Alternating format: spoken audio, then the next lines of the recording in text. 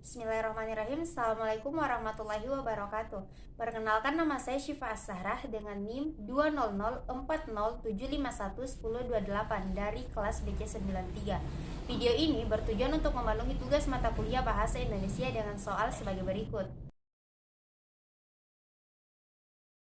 Terdapat 4 prinsip dalam pembelajaran. Yang pertama yaitu adalah prinsip konseptual. Pembelajaran konseptual adalah pembelajaran yang mengaitkan materi yang diajarkan dengan kehidupan nyata peserta didiknya dan mendorong peserta didik untuk menemukan hubungan antara pengetahuan yang dimilikinya dengan pengalaman dalam kehidupannya sehari-hari. Dengan pembelajaran konseptual ini, siswa secara tidak langsung akan menyadari bahwa apa yang mereka dapatkan akan berguna bagi kehidupan mereka nantinya. Terdapat beberapa komponen-komponen dalam pembelajaran konseptual ini. Di antaranya adalah konstruktivisme, bertanya, penemuan, masyarakat belajar, refleksi, dan asesmen otentik atau penilaian sebenarnya. Misalnya, seorang guru mengajarkan bagaimana cara menggunakan sebuah alat atau bagaimana cara melafalkan kalimat yang asing.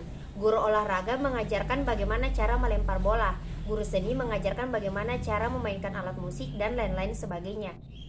Prinsip yang kedua adalah prinsip fungsional.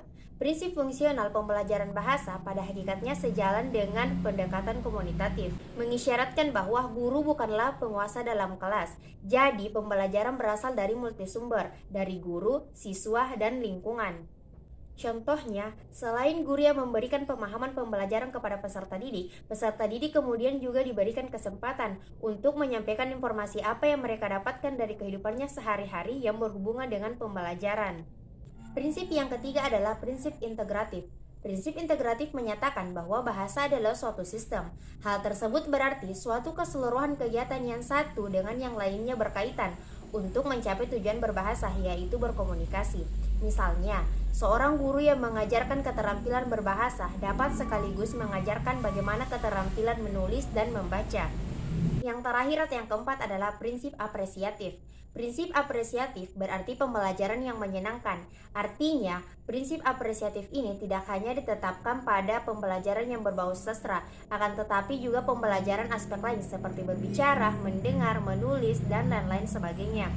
Contohnya, seorang guru memberikan nasihat kepada siswanya melalui cerita. Akan tetapi, cerita yang disampaikan ini adalah cerita yang sederhana dan memudahkan siswa untuk dapat menarik pesan atau makna dari cerita yang disampaikan oleh gurunya tersebut.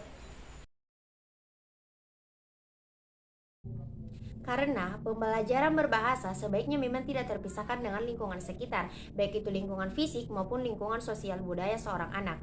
Dengan pembelajaran bahasa bersumber dari lingkungan, seorang guru dapat memanfaatkan semua bahan-bahan atau semua benda yang ada di sekitar anak, baik itu lingkungan sekolah maupun lingkungan rumah, untuk membantu kecakapan berbahasa sang anak. Peserta didik tingkat sekolah dasar membutuhkan sumber belajar yang bervariasi, termasuk lingkungan.